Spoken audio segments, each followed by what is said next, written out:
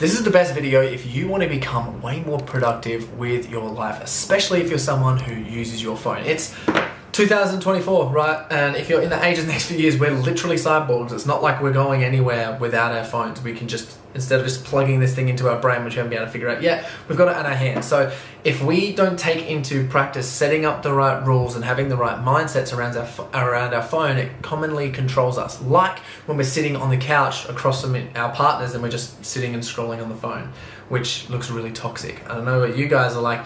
I don't want to be the person who raises kids who are also glued to the screen on their phone. And where do they get their habits from? From their parents. I also don't want to be the person who is stuck.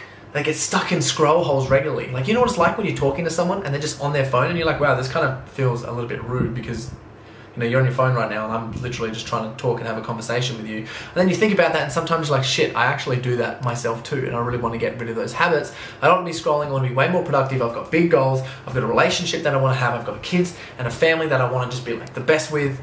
This is it. So my name is Corey Boutwell. I own a community called Set the Standard Community. It's for men. We've worked with over 250 people. We do retreats and workshops online.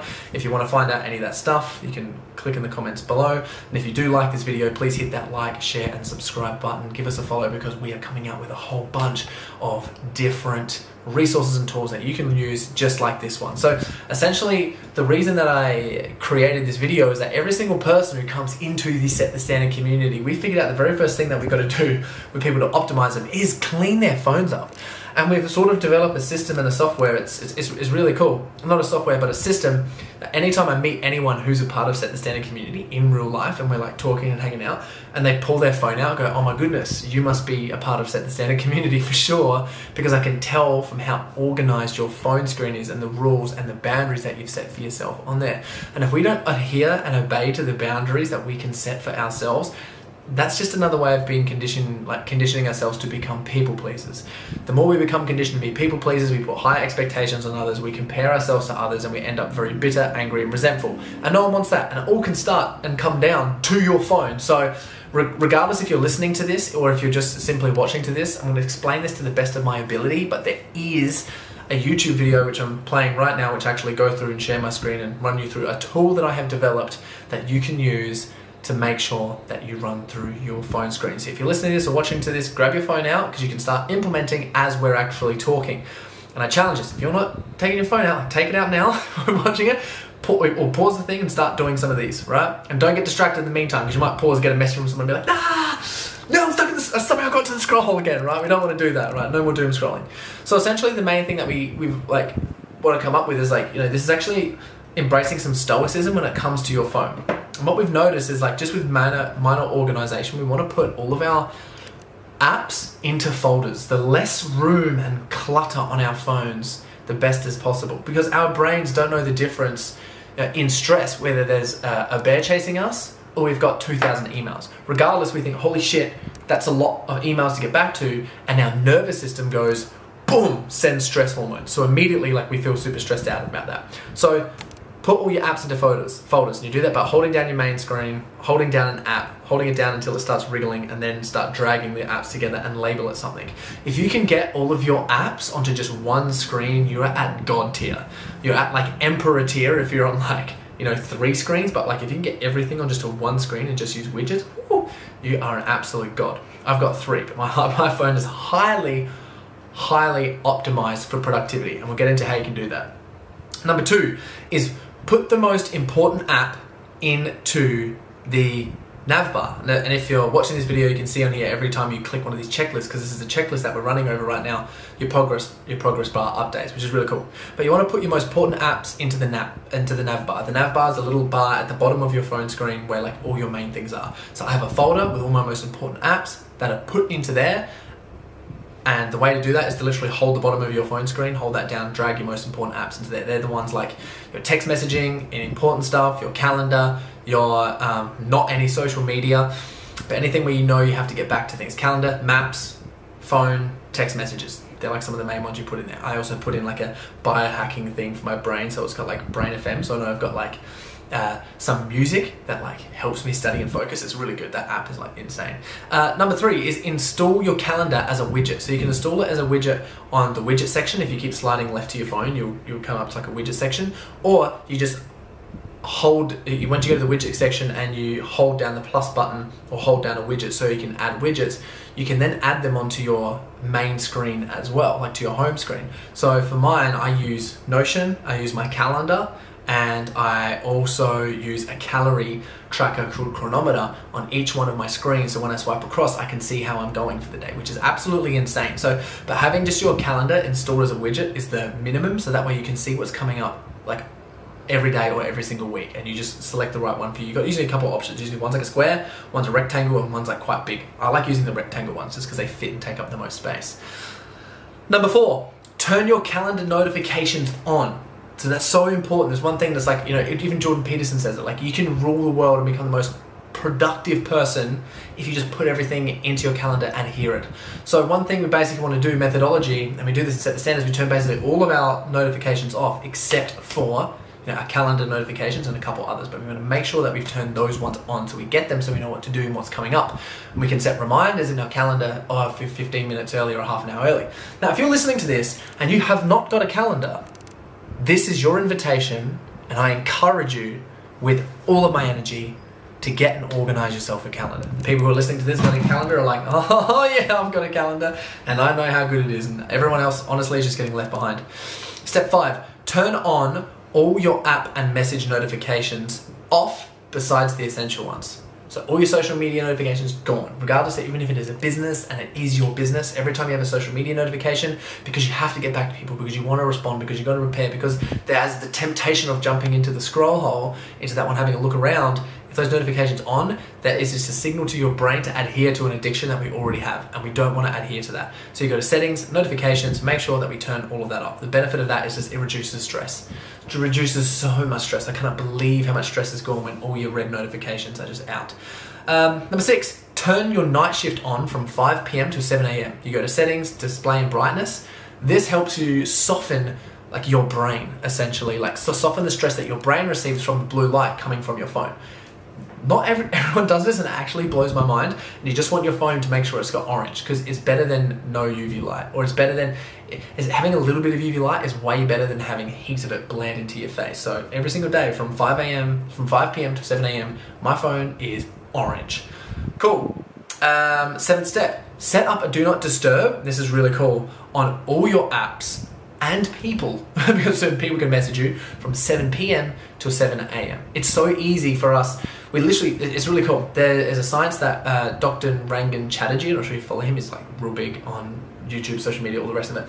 And he created this terminology called micro stress doses. And he talked about micro stress doses, and essentially you have this tank of willpower that you have every single day. And every little micro stress dose, looking at a phone, having a notification, waking up to an alarm, pressing snooze, getting late to work, sending a risky email, calling a client that's like, you're gonna be like, whatever it is that gives you a micro stress dose, running late, noticing something's not clean. All of those things build up, and eventually your tank of willpower vanishes. So later on in the day, right, around 6, 7, 8, 9, 10 p.m, our willpower is very low. Sort of like if you've had a few drinks and your inhibitions is low, that's what it's like with our willpower, because we've had so much stress and decision makings during the day. So it's so much easier for us then to fall into a scroll hole. So we want to prevent that by putting in rules and boundaries, and this is so essential. Do not disturb and a lock on all your apps from 7 a.m. to 7 p.m. And that you go to settings and you go to focus. And essentially, like the best thing that this has done for me is every time I have to go into an app, I have to put in my phone code to use it. Sometimes I get in there like, I'm not going to use my phone code. And yes, sometimes it's a little bit annoying, but I only jump in onto my phone or that app specifically if I know that I have to use it. And if I don't have to use it, don't use it. And it saves me so much stress and everything else. People can't contact me. And most of the time, whatever the problem is, I get messages that are like, oh, hey, Corey, I really need you for this thing. And then 2 minutes later, don't worry about it, I figured it out. You're like, woo, thank God. That is absolutely essential for everyone to have. And you also get present time back with your partner. Like if you're in a relationship and you really value presence and deep connection and high quality conversation, that's how you get it. Otherwise, damn, you ruin everything. So I'm pretty sure this is the 8th maybe the 8th point right here. So you want to update all your widgets to be the most essential on your left-hand side widget bar. So this, when you swipe across, you go to main screen, swipe left, you go to the top left, you click the plus sign, and then now you can add in your widgets. Remove all your other widgets, like remove all the bad widgets, and then install the handy ones. Like for me, for example, when I pull up my phone and have a look at my widgets, I've got a step counter. So I've got like pedometer, so that counts like how many steps I've done for the day. I've got my calendar, I've got my Notion with my favorited items in there. So I favorite my pages, the ones that I got to go to all the time.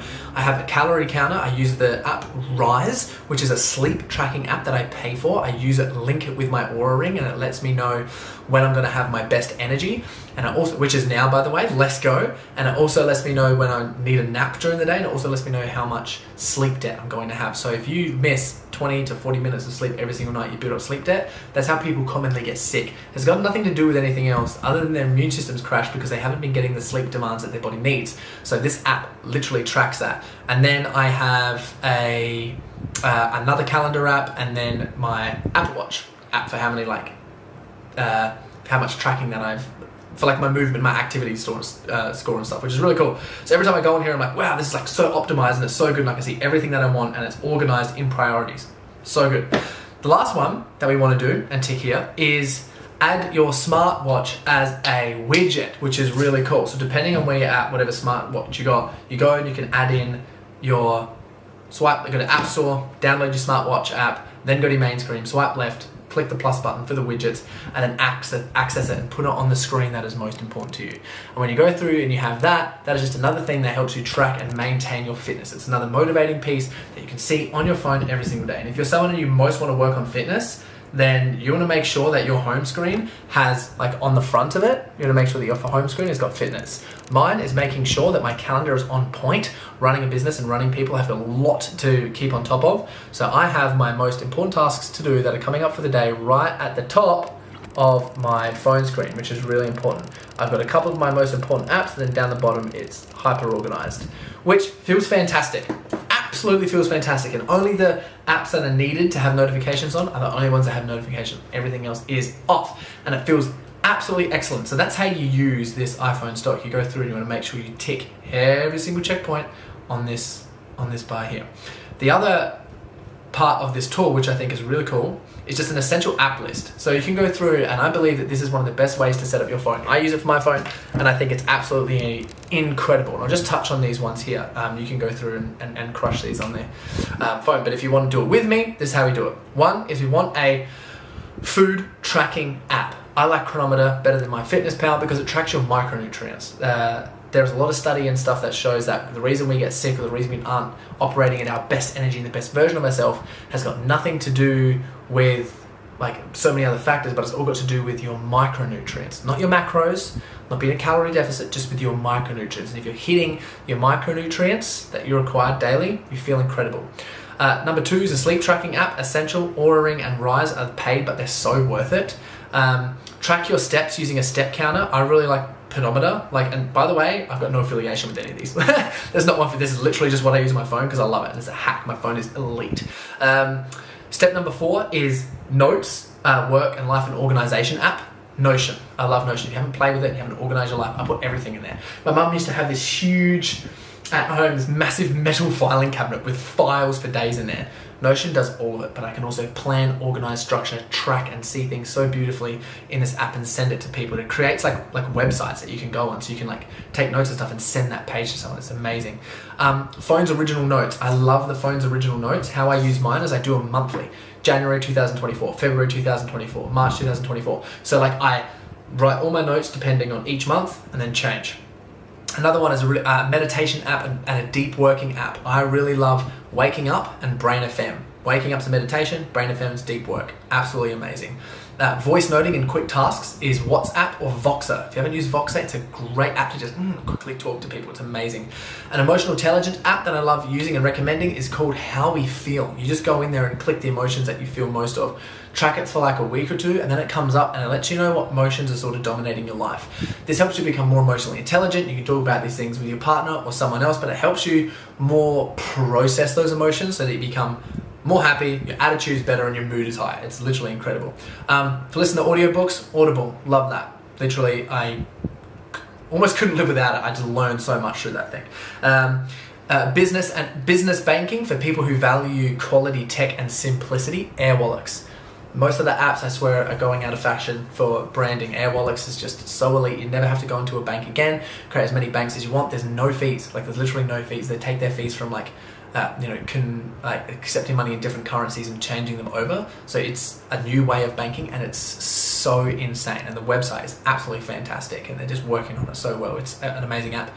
Then the last one is personal banking for people who value quality tech and dashboards, and that's Up Banking. I'm loving Up Banking.